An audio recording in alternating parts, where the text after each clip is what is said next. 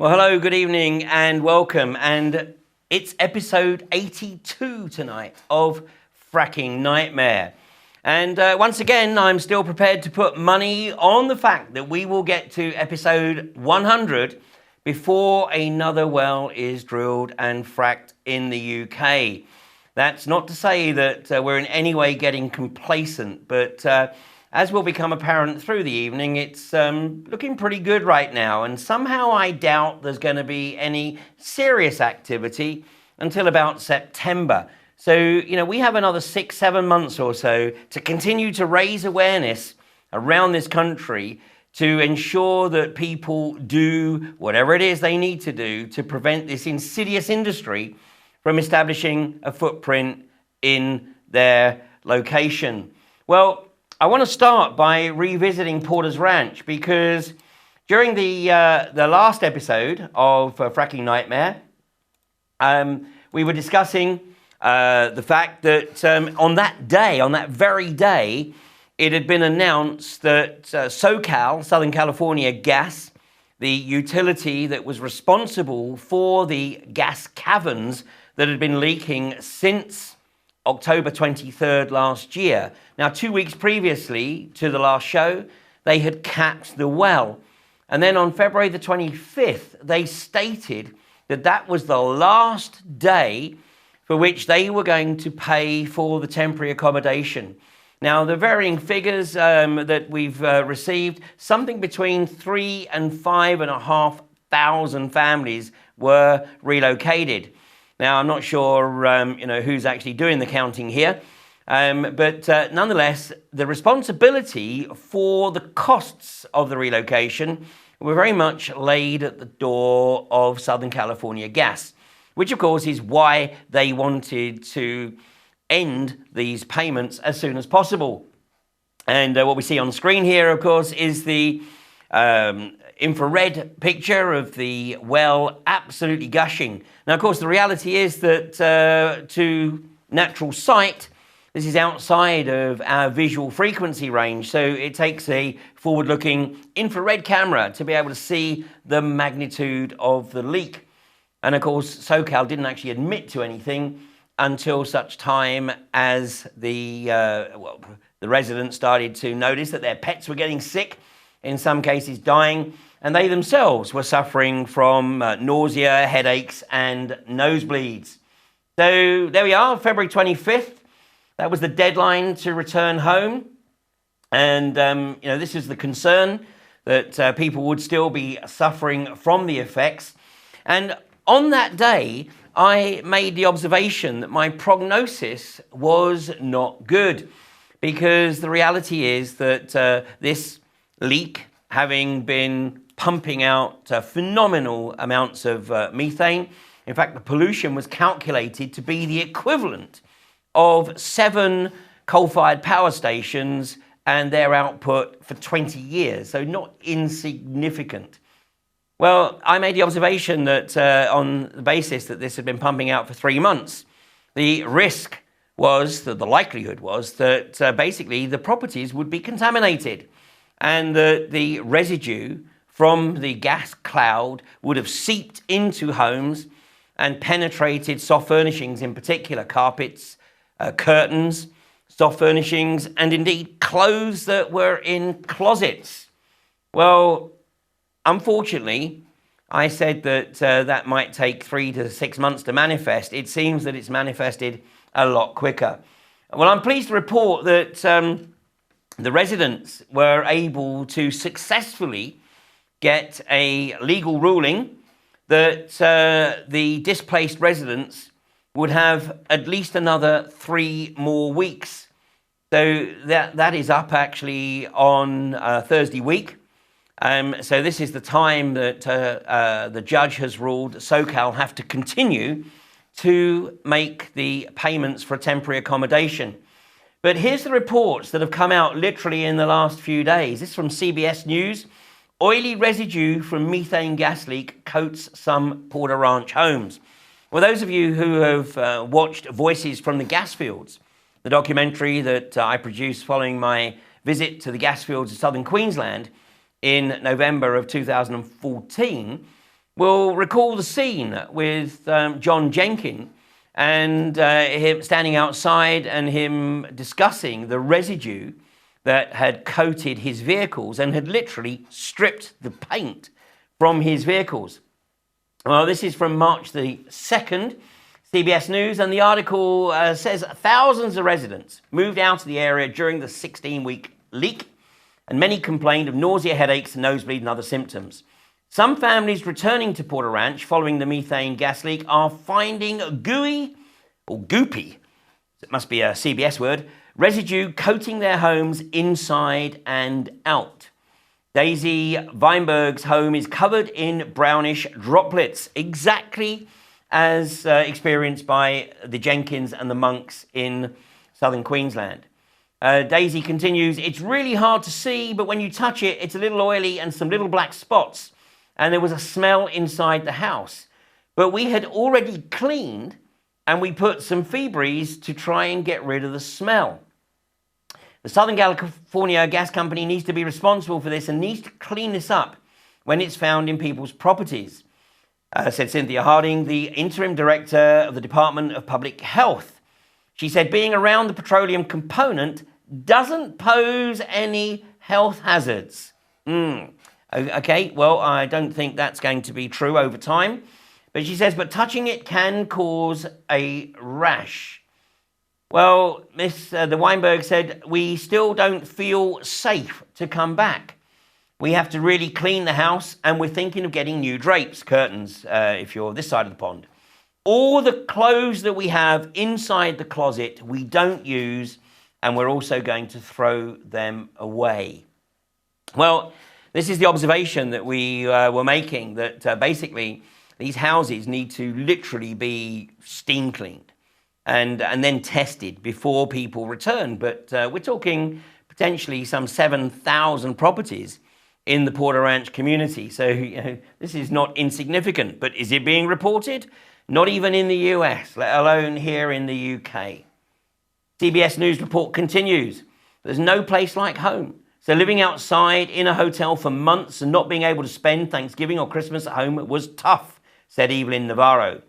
So they, Southern California Gas, have been the most irresponsible quasi public agency that I've ever encountered. It's just one roadblock after the other, Supervisor Michael Antonovich said.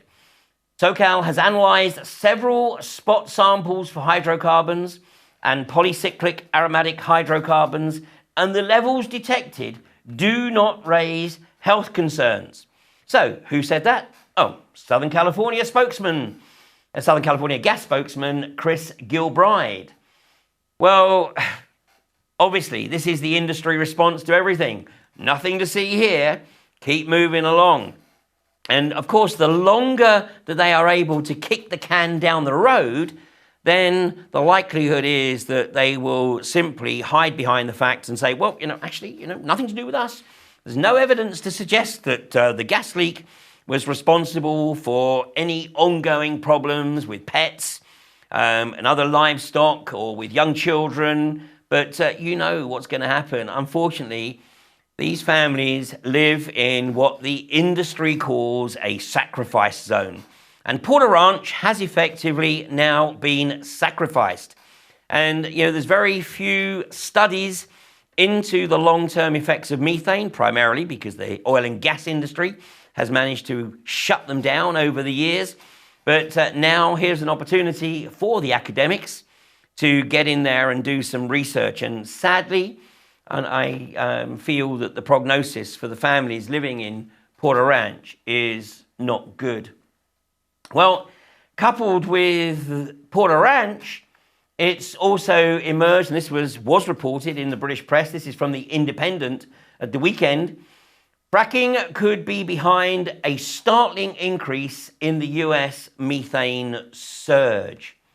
And the article continues, researchers say they cannot readily attribute the rise to any particular source, but point out that US production of shale gas increased 9 times during the same period, while other studies show that many fracking operations are emitting much more methane than has been officially recognized.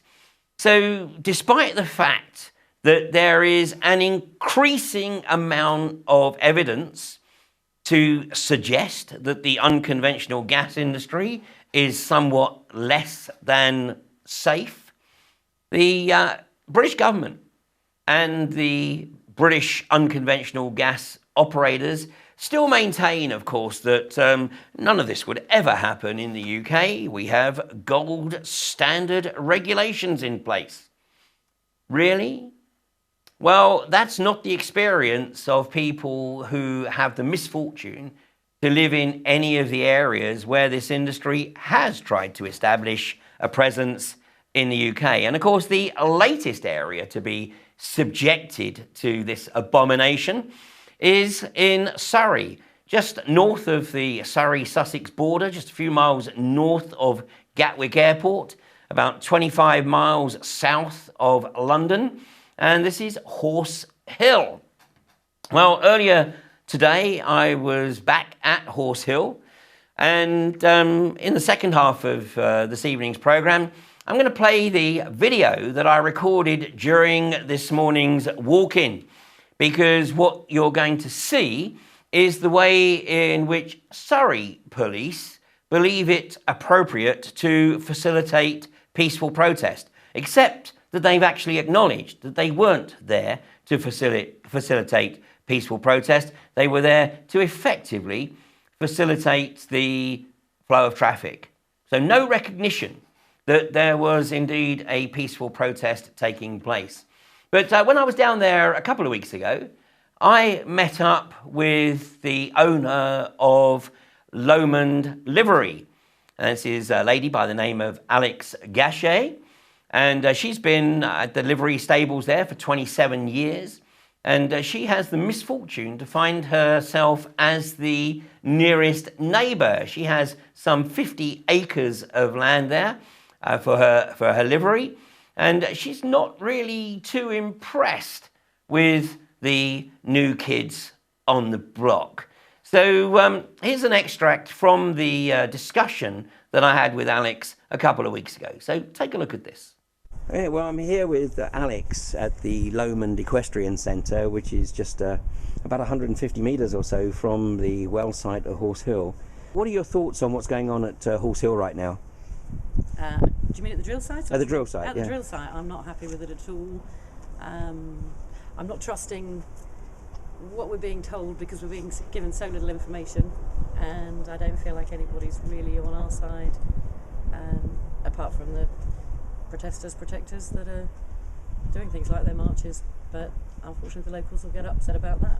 But I would like to see more communication from the companies involved in the drilling, and I'd like to think that they were down here at least keeping us informed as to where everything's going and what's happening, whether any of it's true. Well, one of the requirements of the licences for the unconventional gas companies is that they do communicate with the local community. They're supposed to hold consultation meetings on a regular basis with the local community. I mean, are you aware of any group that does this with UCOG?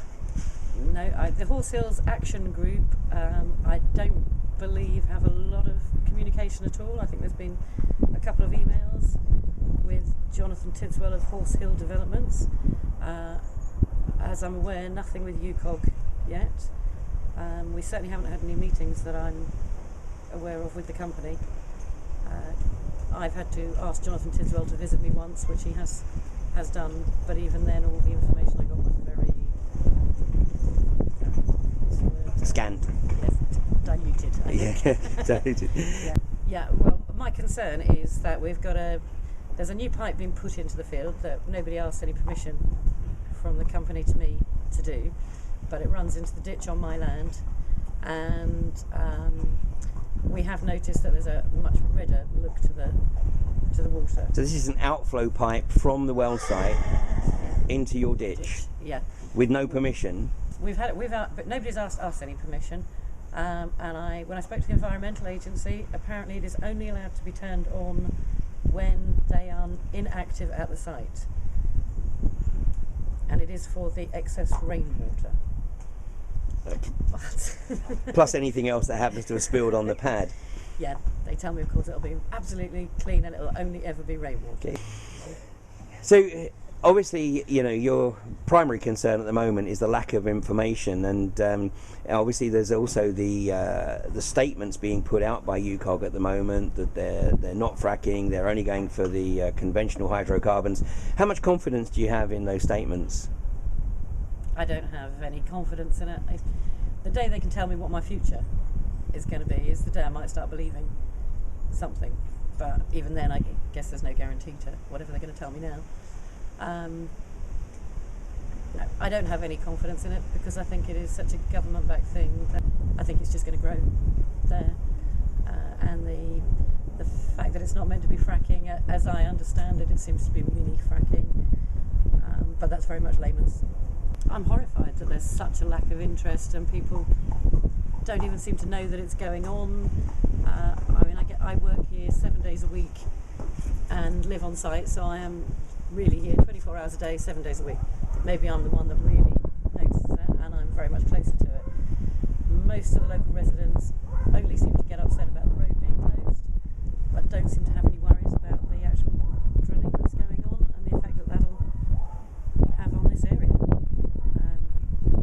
But even just walking down the road, yesterday the road was closed, so I had to get back here for a lesson, so I walked down the road, and half a mile up the hill it still looks like beautiful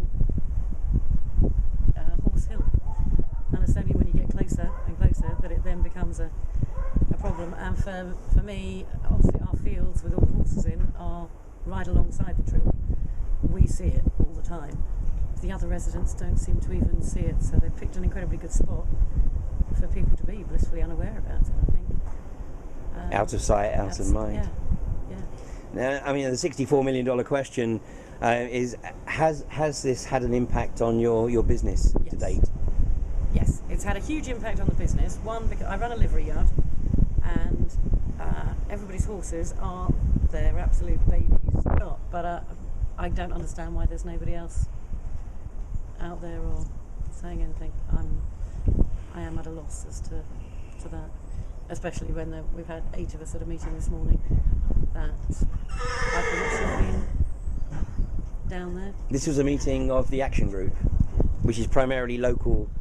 Yeah, I mean Horse Hill residents. Yeah, the main people are further up the road, and they know it's only really 2 of us that are very affected by it. The ones that are opposite the protest camp, just over there, well, opposite the gates and opposite the protest camp.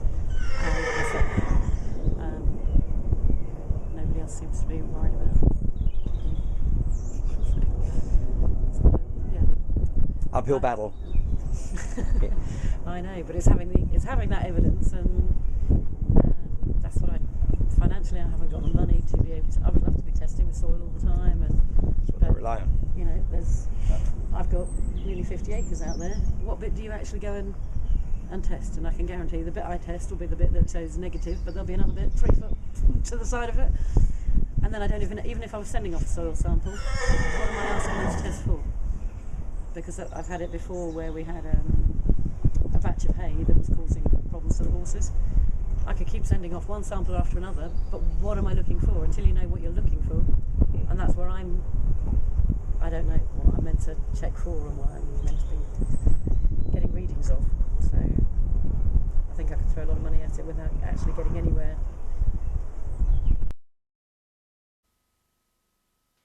So that's Alex. As you can see, she's not very impressed and certainly not particularly trusting of what she is hearing from UCOG, and rightly so.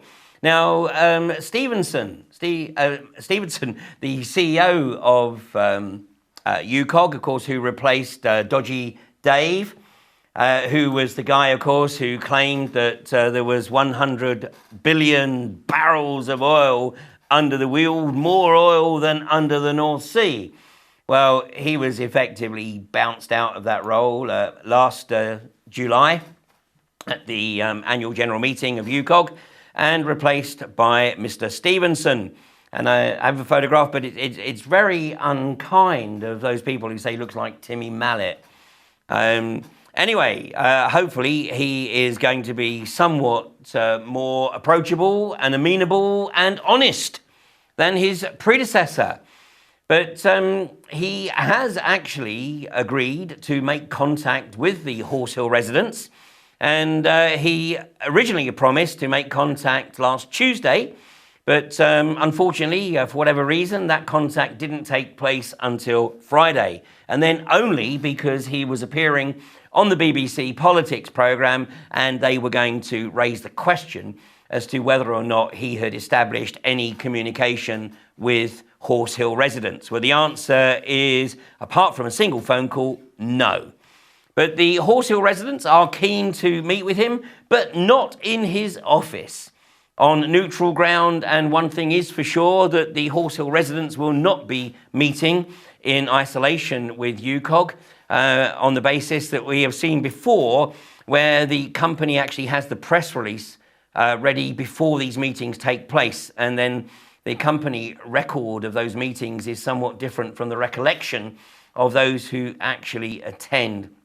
And of course, they have good reason not to be trusting, because the British government has given the unconventional gas industry diplomatic immunity from actually stating whether or not they are intending to conduct a hydraulic fracture at depths of less than 1,000 meters by simply redefining it. Well, let's have a look at this short extract from Voices from the Gas Fields, where I actually outline this deceit that has been perpetrated by the British government by including a political definition of a hydraulic fracture in the Infrastructure Act. In the UK, the Infrastructure Act, which passed into law in late February of 2015, effectively establishes a political definition of a hydraulic fracture. If less than 1,000 cubic meters of water is used on a single stage, or less than 10,000 cubic meters of water are used for the entire process, then it will not be regarded as a hydraulic fracture. So under this new definition, what occurred at Priest Hall would not actually be regarded as a hydraulic fracture. The reality is that a frack is a frack is a frack. So this really means that communities and local authorities absolutely need to hold the feet of the unconventional gas companies to the proverbial fire and establish exactly the volume of fluids that are intending to be pumped, at what depth the well will be perforated, and not only the volume but also the pressure. Because the reality is that the British government has effectively said that if you pump less than 220,000 gallons, 1,000 cubic meters of fluids, then you can legitimately claim that you haven't fracked. So it's simply a question of being aware and educating local councillors and district councillors and county councillors to be very specific. You know, once upon a time, a company came along and said, we want to drill a well. And they basically said, well, okay, you know, where? And then rubber stamped the permission. Things have to be very, very different now, which of course is why the British government has basically said we're no longer going to let local authorities make the final decision. If we don't agree with the final decision, then following an inquiry, then we'll get the planning inspector to make the recommendation to us, and then we'll decide. And we'll talk more about what's going on in Lancashire a little later on the show. Well, meanwhile, as you heard Alex say, she was very disappointed by the lack of apparent interest amongst local residents, amongst the people of Hawley, Hookwood, Charwood, Norwood, Leigh, the villages around the area, as to what is occurring there. Well, sadly, and my own experience will support this, is that we can be talking to these communities and show them the irrefutable evidence of the contamination of the water, the soil, the atmosphere, and their response is, oh, you know, terrible, terrible, oh, that's terrible. But when you show them the impact on property prices, it tends to get a bit more of a reaction. And here's something that I got from a Surrey-based estate agent a few weeks ago. And I sent him the map and asked him for his comments regarding the potential impact on property prices in the area around Horse Hill. And a few days later, he sent me back this graphic. So he'd obviously put the overlay on the map that I had sent him. And he admitted, he said, this is basically a best guess. And I said, can I quote you? And he said, absolutely not. But what he recommended that people take a copy of this map, take it into their estate agents and ask for their opinion. So what you see here is Horse Hill is the bullseye. And what he was making the observation, he said that basically properties within immediate sight, i.e. about half a mile or so of a well, are likely to lose 30% in value. But when I challenged him on this, he said, actually, that's if they can actually sell them, because the likelihood of them being able to sell them is slim to none. And of course, that is the experience of property owners in the Fylde, where this uncertainty with Cuadrilla has been dragging on now for the last 5 years or so.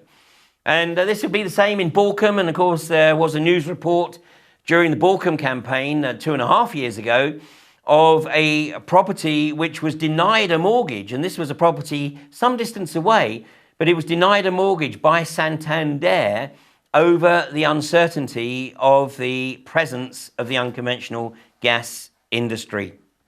Well, the purpose of the protection community being at Horse Hill is to raise awareness, because the reality is that just slowing the trucks down by 20 minutes is certainly not going to have any significant financial impact on the company. But what it is doing is it is raising awareness. I had a meeting with the Horse Hill community and apologized to them for the delays that were being created by the protectors. But they said, no, don't apologize, because it is only by causing this disruption that people are actually taking note of what's occurring. So this is local residents actually recognizing the significance and the importance and the value of a protection camp. Now, in the second half of the show, we're going to be looking at what occurred this morning between 8:30 and 8:45 at Horse Hill, where the police are supposed to facilitate a peaceful protest. But we're going to take a break now. And in this break, this is, again, a short extract from Voices from the Gasfields. And it's David Monk spelling out the fact that if you're expecting anyone to come along and save you from the unconventional gas industry, then you've got a long wait and you're going to be very disappointed. So this is what he has to say.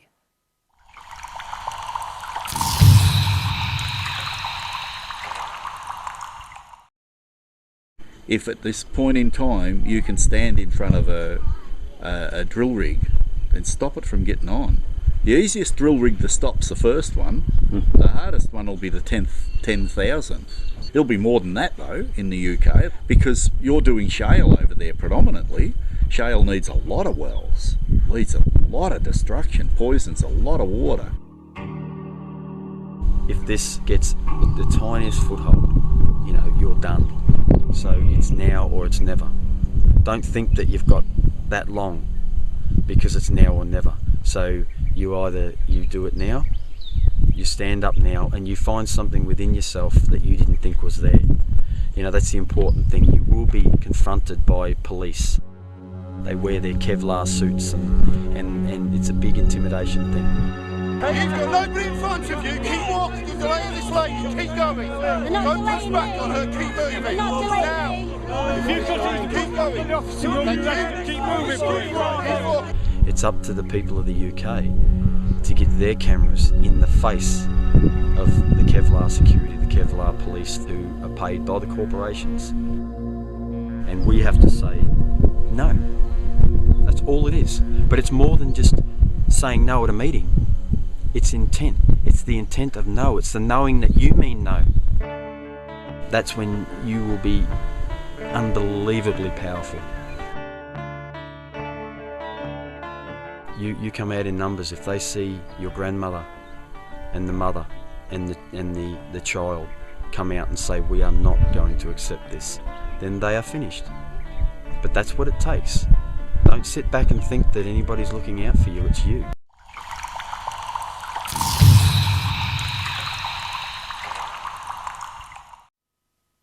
So in that short extract from Voices from the Gas Fields, we saw two different types of policing, of facilitation of peaceful protest. The relative calm, although it wasn't always that way, at Borkham, to the screaming and shouting and bullying at Barton Moss in Greater Manchester. And now what you're going to see is the Surrey Police approach to facilitating peaceful protest. Or were they? So this is the full experience of the walk-in this morning at Horse Hill in Surrey. Here we go.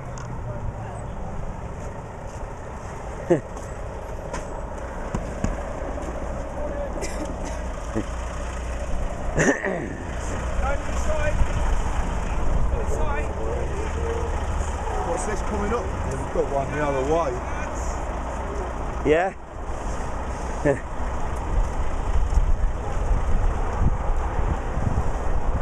The morning of Monday,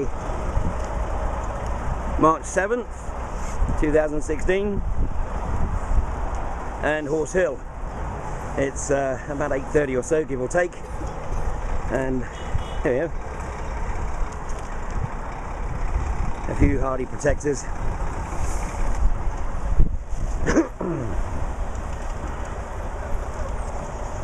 Guiding the truck up to Horse Hill. We're on the way behind you. Who's this?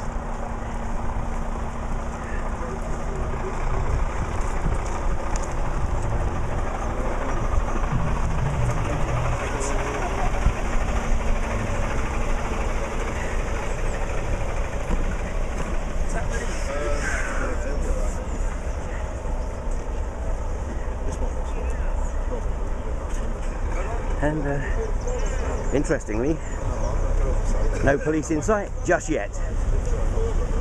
I've looked the other way if I was you. I was going to say that I'm sure they're behind me. I'm amazed we've got 150 metres without their company.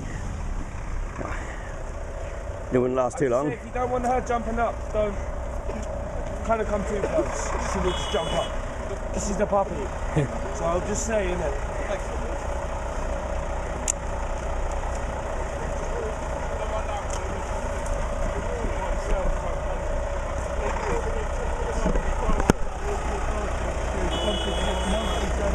He's at a protest, that's his lawful excuse. He's at a protest, that's his lawful excuse. He's at a protest, that is a lawful excuse.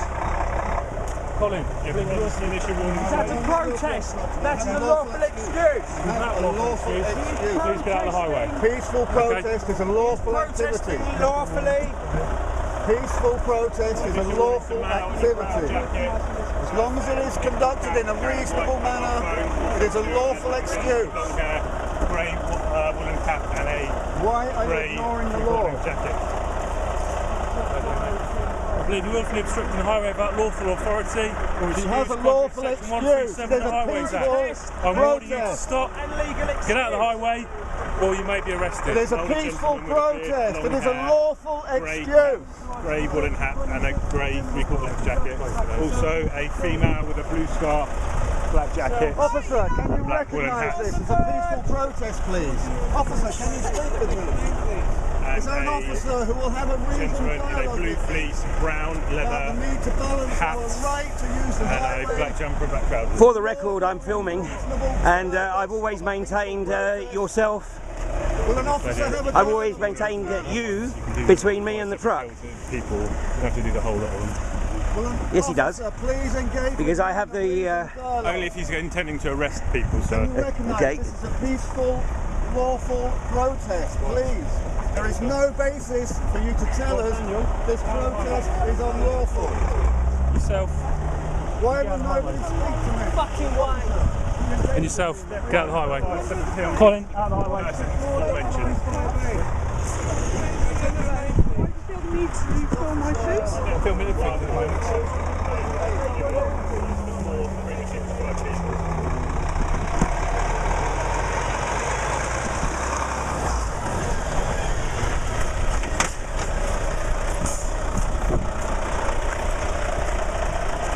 So that was the truck making an attempt to pass the protectors.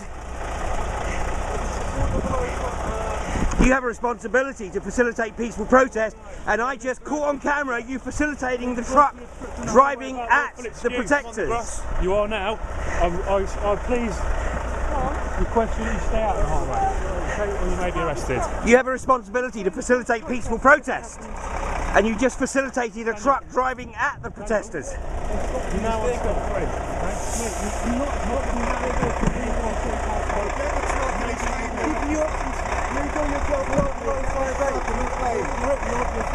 This is Officer Get out of the highway. 40058, Yes. facilitating a truck driving at the protectors. Cars that are building up behind this lorry. I'm asking you to get out of the highway or you may be arrested. Okay? It is a lawful protest. It is a lawful protest. It's a lawful excuse. With your camera, can you see the amount of traffic that's building up behind the lorry? That's an irrelevance. Okay, I'm asking you to get out of the highway or you may be arrested. I think if you look at the ACPO guidelines and the CPS guidelines, it makes the observation that disruption and nuisance is a fundamental part of peaceful protest, but that doesn't make it unlawful.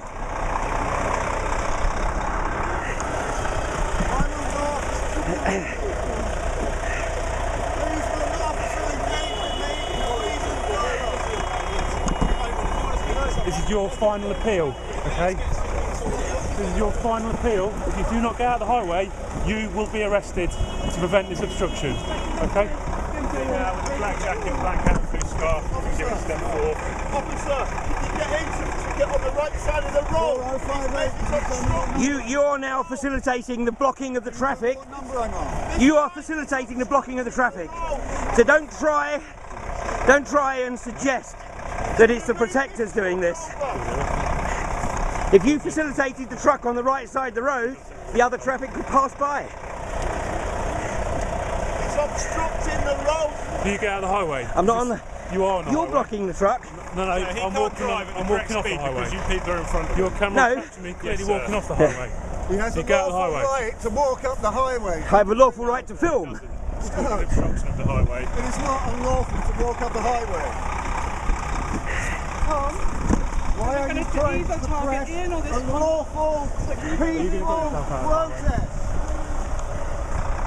It's a lawful Leave now, I won't arrest you. If you don't, I will. I've been through it. Leave now, or I'll place you under arrest. You get it over the side of the road. No, leave now, or I'll place you under arrest. If you arrest that red car that just endangers people's lives, it is a peaceful protest. It is a lawful, peaceful protest. Why are you trying to bully her out of her lawful right to protest? It is a lawful excuse to cause some obstruction of the highway, officer. Please check your law book. Right, it's final order. You getting out or not? It says obstructing the highway. You get this guy from without lawful excuse or I'll authority. arrest you if you don't. It is a reasonable activity.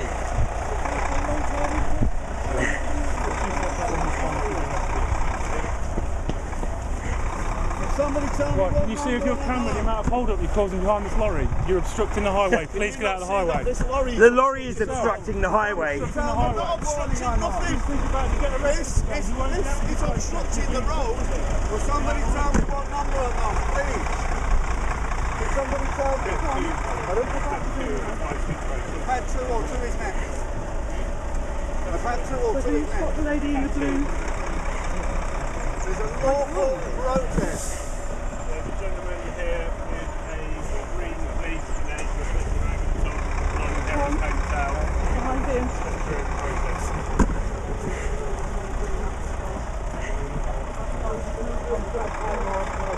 How do you know that I don't have a taxi? How do you know I don't this time? work? Myself, thank you very much. Tell my face. I'm having an awful excuse to leave the highway now to stop obstructing it, or you may be arrested. Come and catch me, mate. Can you please recognise this as a peaceful protest? 2734. Yeah, man in a multi-coloured bullet top with long hair and dreadlocks giving the initial warning. So it's just going to be you now. Really? Yep.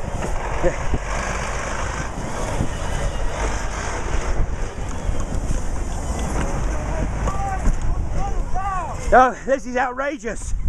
This is completely outrageous. This is the police facilitating the truck literally driving at the protectors.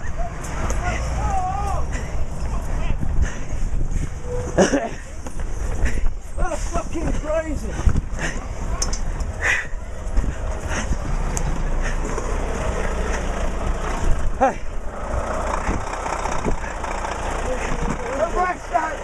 You are completely derelict in your duty. Out of the highway, please. Oh, come on. What, yourself? Get real. I believe you willfully obstructing the highway. If you do not leave the highway, you may be arrested.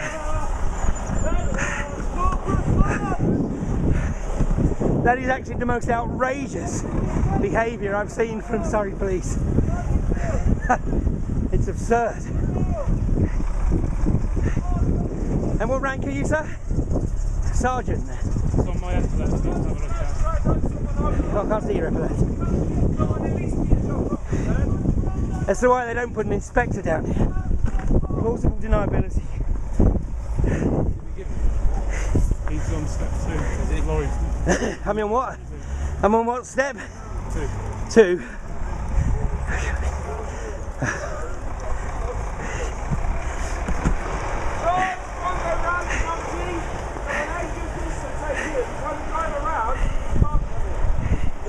That's okay with you, is it? I'm doing your job. I'm doing your job. Really? You're not doing my job. I am. I'm trying to keep the highways clear. No, you're trying to facilitate him running out of the protectors. Step 3 for yourself.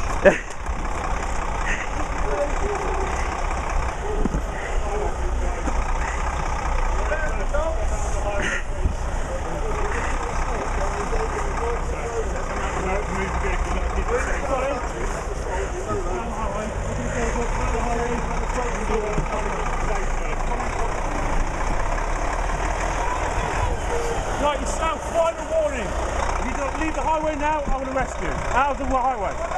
Final warning. Final warning. Out of the Final highway. warning. Final warning This is your while final I'm doing warning. your job. If you don't get out of the highway, you will be arrested. That's your final warning. What are you here for today? You're here to facilitate the corporations. No, I'm here to keep this road clear. Ah, you're supposed to be here to facilitate peaceful protest. So thanks for the admission. That's excellent. And that will be held up in court if there's any attempt to prosecute any of the people here today.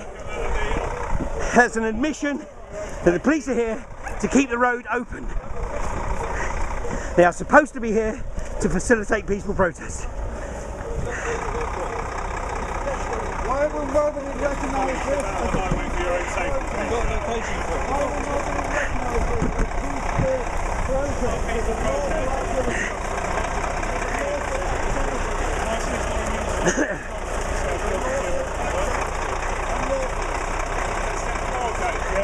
Protest is a lawful activity. Why are you abusing Well, it's the just law? yourself now. Thank you. Peaceful protest is a lawful activity. It is a reasonable use of the highway. Why will nobody speak to me? Why will nobody speak to me?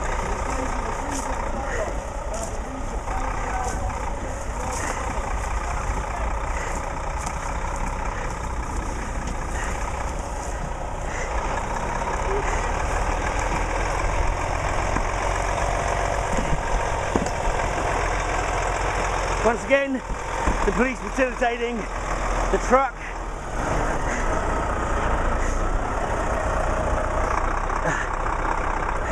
And for yourself who gets arrested when you don't get out now, okay? Yourself. Okay? You cannot leave the highway. Okay?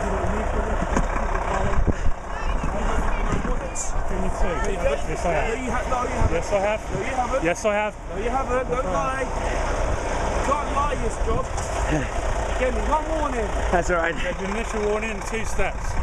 Look at the build-up of traffic behind this lorry. That's your responsibility. They Don't leave understand. the highway. They understand us doing our beneath the law Initial protest. warning, No, you're on I am on a step- you're on 5-step appeal You're on process. step 1, my mate. Okay, You're okay, on step step 2. 1. Let's know how many steps. Step 1. I'm like, mate, Don't go any further. How's that? you know, I'm telling you yesterday. Do not speak to or touch that protector, okay? Oh, and there we have it. 15 minutes later.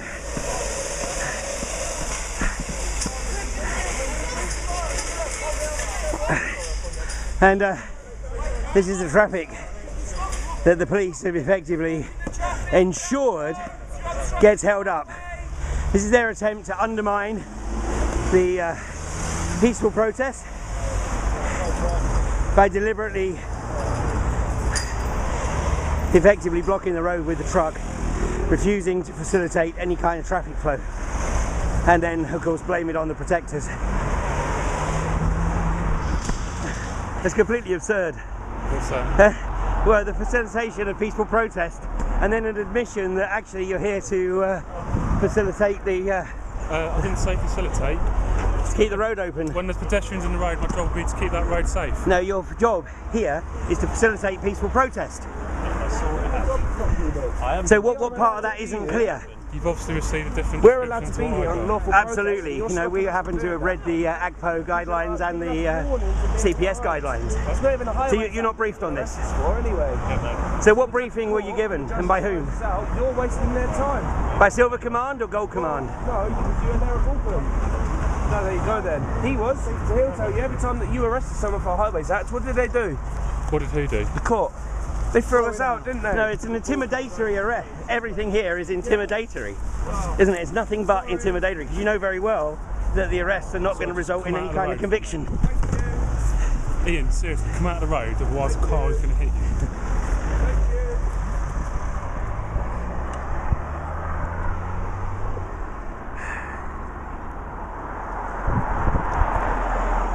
Well, I got my breath back a bit now, and thanks to the Surrey Police for giving me my morning workout. As you've seen, we have an outright admission that the role of the Surrey Police is to keep the road open. It's not to facilitate peaceful protest. This is why there is no inspector on the ground here, so that if any of the potential arrests ever came to court, there is the opportunity for Surrey Police to effectively establish distance between themselves and their ground troops.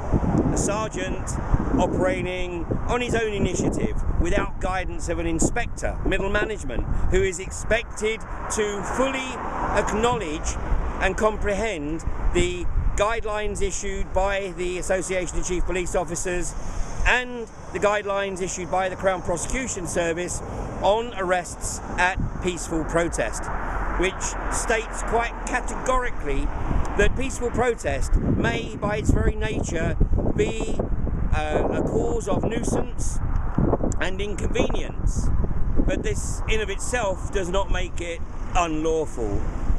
The biggest issue really is the fact that the local community really are still not perhaps fully comprehending, or not appearing to fully comprehend, what is either occurring here right now or what may occur at some future date.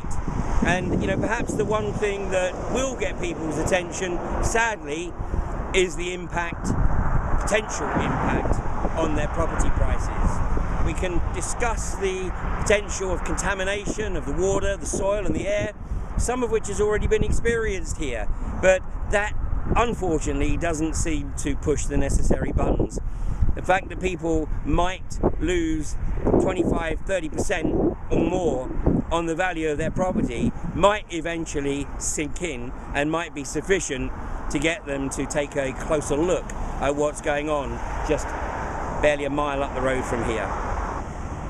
UCOG are only planning to be here for about another week or so. In fact, next Monday morning is supposedly the last day of operations.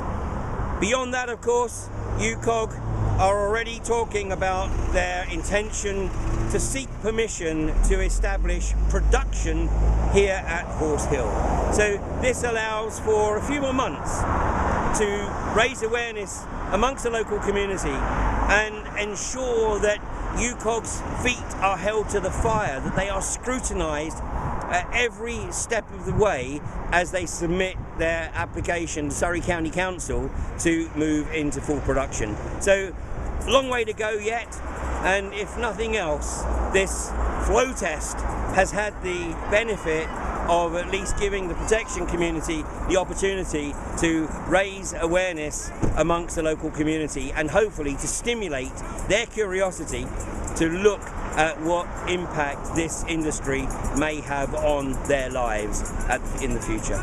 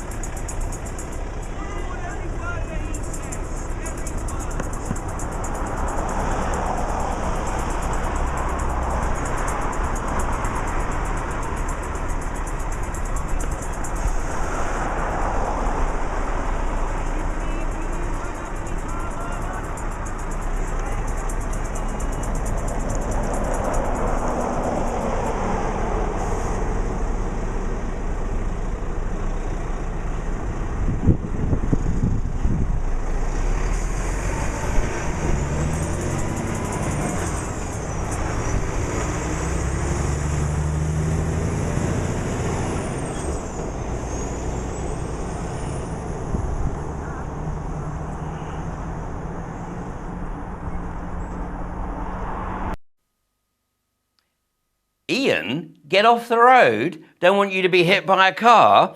Some rather unexpected familiarity there. I don't believe that I've been formally introduced to the sergeant who was adopting the role of bronze commander on the ground there at Horse Hill this morning.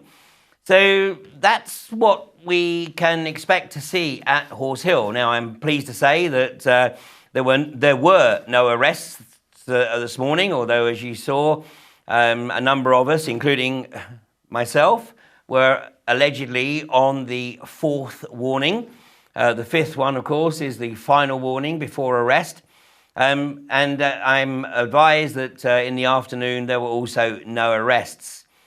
So the concern, of course, is that, and I discussed this previously, what we are seeing is a police tactic that is effectively deliberately being contrived to cause as much disruption to the local community as is possible. If the police were facilitating peaceful protest, then they would ensure that that truck driver kept over his side of the road, and that when the opportunity arose, then the vehicles behind could pass. But the police ensured that that could not happen.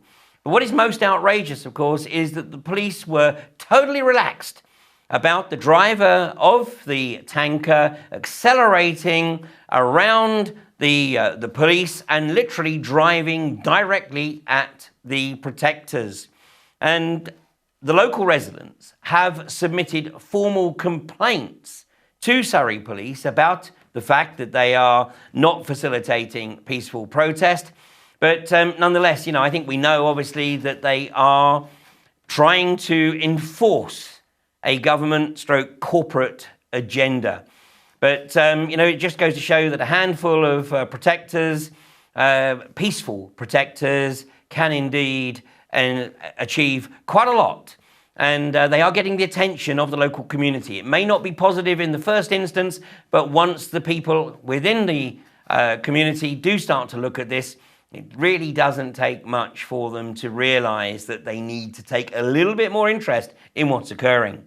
Now, for those of you who were watching Humanity versus Insanity earlier on this evening, you will know that we're talking about the government agenda to effectively diagnose some 2 million people with dementia by the year 2020. Well, perhaps I'm getting an early onset of that because I think that I referred to the Chief Executive Officer of UCOG as Mr. Stevenson. This is obviously a bit of a senior moment because here we have the CEO of UCOG, Stephen Sanderson. And you see, must confess I can understand why it is that some people confuse him with Timmy Mallet. Anyway, I look forward to seeing what caricature UCOG come up with for me. Well, we're going to go into the break now, and we're going to take a look again at the 38 Degrees video, which they produced to try to raise awareness of the threat that Cuadrilla are posing to the wonderful agricultural communities on the Fyle Peninsula. And when we come back, we'll be taking a quick look at what's been occurring at the Cuadrilla inquiry.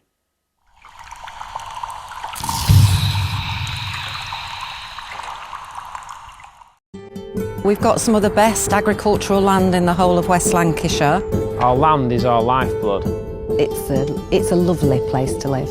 However, 15 months ago, Cuadrilla entered our lives and said that they want to put a frack site within 230 metres of people's homes. Whatever's decided here will affect the rest of this country. We know that this can be done safely and securely and in an environmentally responsible way, and we will do that.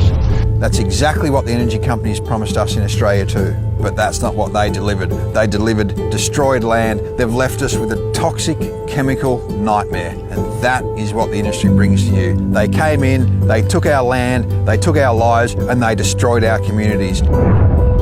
I'm on the front lines here in America. Most of us are on water wells, and now we have 10 townships that have families with contaminated water because of nearby gas drilling. There was no one there to clarify and actually do an investigation to find out why the kids up the road, why their noses were bleeding all the time, why the woman up the road had rashes, why people's dogs started dying. We didn't know it was the gas making us sick, but what I do know is that we weren't sick before they came. Cuadrilla are proposing to drill 4 exploratory wells for shale gas here. The radiuses that have been quoted in scientific studies suggest that anything within a 5-mile radius will be affected by the air particles. The licence that Cuadrilla have to operate will cover over 80% of the Fyle coast. And that basically means that you could have these well sites popping up everywhere. What happens 10 years down the line? Cuadrilla will have got the gas, the government will have the money, and we'll be left without anyone doing anything about it. A leaflet which Cuadrilla issue says fracking is safe. How the hell does he know? They don't know. Nobody knows. And they are prepared to risk our lives finding out. Everywhere you look, communities are saying, stop it before it starts. Don't let it go ahead. Learn from what we've learned. Not only have they fractured the land, they fractured the community. Please, from someone who's lived it, I'm warning you, get up, stand up now, stop it. We're guinea pigs for an experiment which we don't want to be part of. We're just residents and I'm just a mum and I'm frightened to death.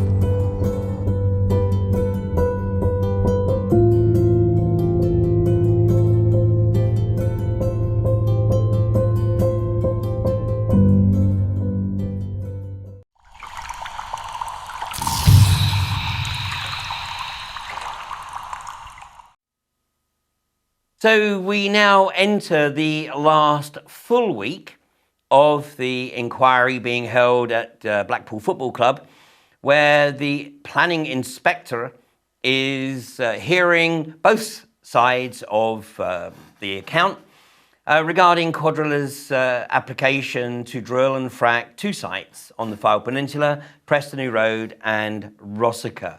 And I can only recommend that people visit this website, drillordrop.com. This is a truly outstanding website. It is the website of an independent journalist by the name of Ruth Hayhurst. And she literally provides an ongoing update also on Twitter. But please do go to this website and click on to subscribe so that you receive her updates. She has provided an absolutely superb record of the discussions that have been occurring.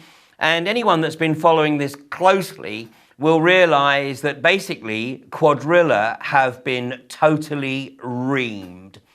It is not possible for anyone, even an independent observer, to actually consider that Cuadrilla have come out of this with any credibility whatsoever. They have been torn apart on pretty much every aspect of this inquiry. Consequently, it will be an absolute travesty if the British government overrule the recommendation of the planning inspector. Somehow, I doubt that the planning inspector is going to recommend that Cuadrilla are given permission to drill or frack. It's pretty evident that they are somewhat lacking in competence, particularly for an industry that is under such scrutiny. So that's drillordrop.com. Well, a quick summary of some recent events, because I do want to draw your attention to this gentleman, Aubrey McClendon, the former Chief Executive Officer of Chesapeake. Now, Aubrey McClendon has often been referred to as the father of fracking.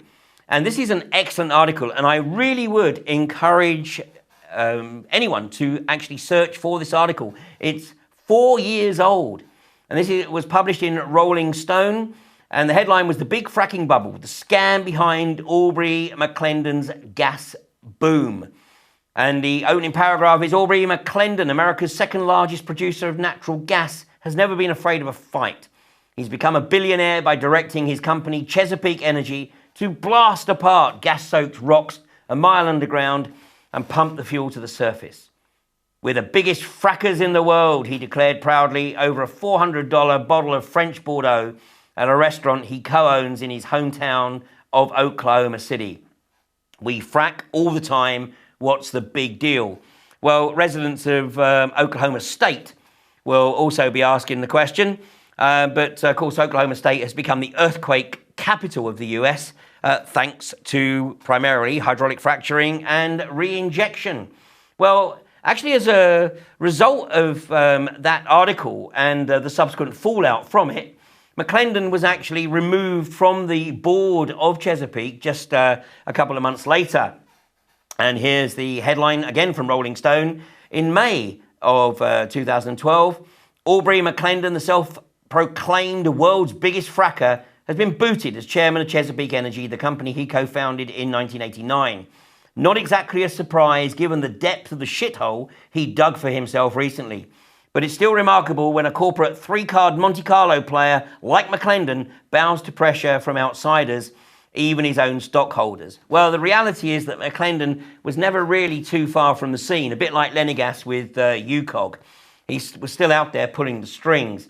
Well, Matt Damon starred in a film that also tried to expose the Machiavellian machinations of Chesapeake in their land grab in Pennsylvania. And if you haven't seen this film, it was released in December 2012 in Europe a couple of months later, Promised Land. And I'm sure you can find this somewhere on the web.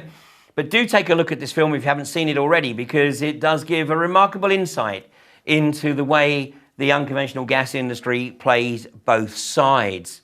Well, a couple of weeks ago, allegedly, Aubrey McClendon was killed in an apparent suicide, driving his car into the concrete support of an overpass here. Well, I'm waiting for confirmation of this. As you can see, the car was in flames, and there has been, as yet, no positive identification. Coincidentally, a couple of days earlier, McClendon had been indicted to answer charges of somewhat dubious corporate behaviour over his Ponzi scheme of Chesapeake Energy. Here's the headline of Forbes magazine from a couple of days ago. America's most reckless billionaire. What a pity that this article wasn't published whilst he was still alive. But don't think for one moment that the chief executive officers of the UK unconventional gas industry companies have a different mindset from McClendon. They work on the basis of profit at all costs. If that profit doesn't come from the unconventional hydrocarbons, they work on the basis that they will eventually see profit either by selling out to the bigger players or, of course, leasing their boreholes to the nuclear industry for the deep borehole disposal of toxic nuclear waste. I'll be back next Monday with Fracking Nightmare.